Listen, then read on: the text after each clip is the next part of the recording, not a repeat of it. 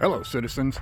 Hey, this is the start of new adventures, plural, adventures, RV adventures. You're going to go on with me, I hope. Subscribe, and then you'll know when I post something new. So what I'm doing is I'm changing RVs because this year, 26, I'm going to do a lot more travel on the road. I've been RVing for 40 years. I know RVs. I've had every style except the Class B, which is kind of like a van. I've had a lot of motorhomes. I've had everything. This, of course, is a towable camper, bumper pool, and I don't like it. I've had it for 2 years, and I don't like it. Well, I mean, it's fine inside. It does everything I need it to do. I don't like having the trailer. So this goes away tomorrow, and I'm replacing it with a Class C motorhome, which is 31 feet 8 inches long, longer than I want. I wanted 28 because I'm well over 6 feet tall. I need a good sized bed, and below 28 you usually get twin beds. That's no good for me. So getting the Class C, and we'll go pick it up tomorrow, and we'll walk around and I'll teach you all about that. The problem with the good thing about a towable is when you get where you're going, you know, when you set up your camp, you disconnect, and then you have your pickup truck to drive around wherever you want to go out to dinner, go shopping, whatever you want to do. So that's really good. When you have a motorhome, Class C or Class A, you're kind of stuck unless you're towing a vehicle, which I won't do. And I'll explain in the future what I do instead. One of the big reasons I don't like this towable is because of the friction system right here, anti-sway. There's one of these on each side of the frame, and you put a tremendous load on the pickup truck and on the frame here, and they actually break right there on both sides. They break and have to get welded up and beefed up and all that kind of stuff. And also towing it sways in the wind, and when a big semi truck goes by, the draft from the truck pulls this, and I mean it pulls the truck. It's a big deal. So out with this, and tomorrow morning the dealer is sending somebody to pick this up. I don't expect things to go well. I've had troubles with this dealer, unfortunately. A lot of troubles, and it's been 2 weeks. I've been waiting for the Class C to be ready. It's older. It's a 2010, and it's high mileage, but I'm a former mechanic, and I've had a lot of these rigs, and I teach how to maintain these rigs, and so I'm not worried about that. And when the time comes, we'll go over all the reasons I'm not worried about that. So stay tuned. Okay, it's morning, 9 o'clock, maybe it's 10 by now, and I'm at the dealer to do my walkthrough and pickup, and they have a big inventory here, but I wanted to show everybody this one right here. It's such a cool patio model. Obviously it's a travel trailer, so it's a bumper pool. Can you believe that thing's a bumper pool? But it is. And look at this back patio. It has a pass-through service area, so you can tell from the faucet right there that that's a kitchen.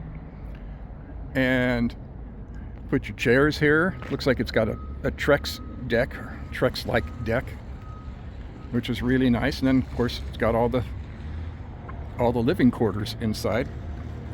Good stairway. Yeah, that's the entire galley right up there. Very nifty. Huge rig. It's got to be 38 feet maybe. Yeah, big rig. Unfortunately, it's made by Dutchman, which is not a good brand. They've always had a poor reputation, but that's what happens. And then the big meat is right over there.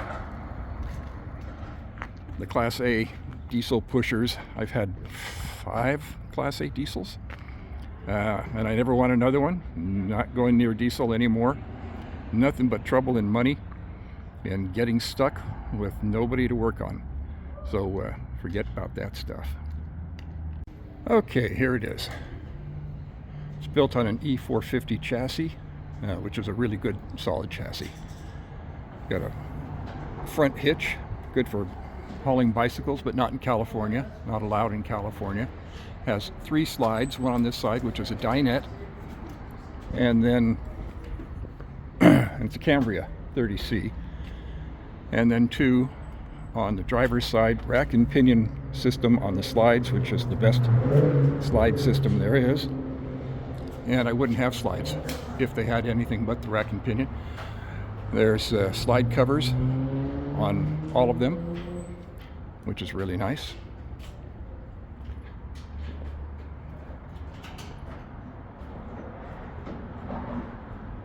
Getting the temporary plate on it right now.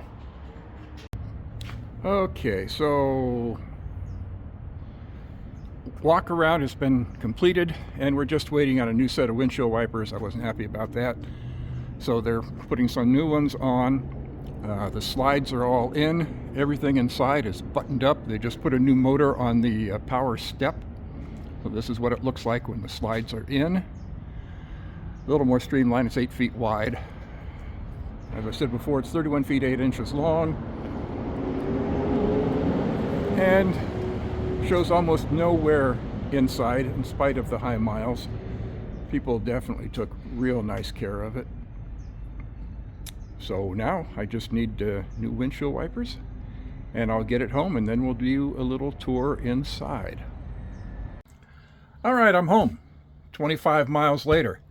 Time to get busy putting all the junk in here that I pulled out of the camper. First thing I have to do is put out the slides so I have enough room to work. So what you do is you take the master switch, turn it on, then up here, the 2 front slides. So this one has the electric sofa, that is a full reclining sofa, and everything. So that's passenger side front extend. Now I've already checked outside to make sure there's nothing in the way. So why doesn't it extend? I've got the power on. I'm missing, oh, I know why, because I disconnected the battery, duh. Okay, let's try that again, because I reconnected the battery, and we slide out here, and, oh, doing the wrong one. That's the dinette.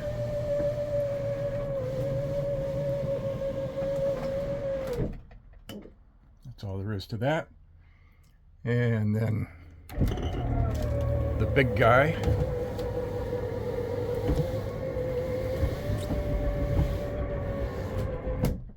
And now the room is about 10 feet across. Let's see. My arm span is 6. Yeah, it's about 10 feet across, which is very nice. Now back here, this mattress is the darndest thing I've ever seen. This is supposed to be a queen-size bed that goes right there. And somehow, this looks like a commercially manufactured mattress. Show you what it looks like. So here we have the control. Put this out. Stopped. Why? Okay, the answer to the why. Let's try it again. It's supposed to be voltage because I need more power from the engine, but that's not it. All right, I'll have to go check here. I've got something that's in the way. So my voltage should be good. Jack sounds strong. I'll look at it. Once I investigate that, I'll let you know what's going on. So up here, television, and these lockers, which I have to put little tabs on. See these little tabs? They're not good enough.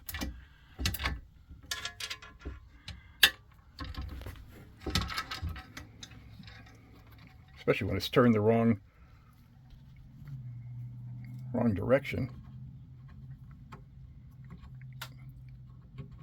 Put that in there, but I'll put some better padding on there. So got all this storage in here, and that's not where you would put the DVD, but you could. That's for a satellite system like Dish, because there's a satellite on the top of this receiver. Here's where you have your DVD player distribution, because you can have 3 TVs in here. Sirius adapter. Oh, this is for tuning doing the bank system. Hot diggity dog. I'll explain the banks later on. Light switches, all that kind of stuff. And then, never seen an entertainment system like this before. It's cool. So with all this room, then we have the typical galley there. 3-burner stove, microwave convection, fridge, freezer, standard RV stuff. Bathroom, got a little vanity station right here. That's supposed to be a TV. The shower has these interesting doors because it's a quarter circle, and then it's big enough for me in here. That looks to be new, been replaced. I might have to put a different gooseneck on here because I'm way too tall for this one. And the water closet, this door to the bathroom doubles as a privacy door from the front of the coach. Goes like that. And the bathroom has a true porcelain throne. And then everything you would expect it to have. And that's a home fixture, so that's nice. Nice to have. There are a couple things I'm going to do in here that I like to do as well. Click. All right, so tour is over.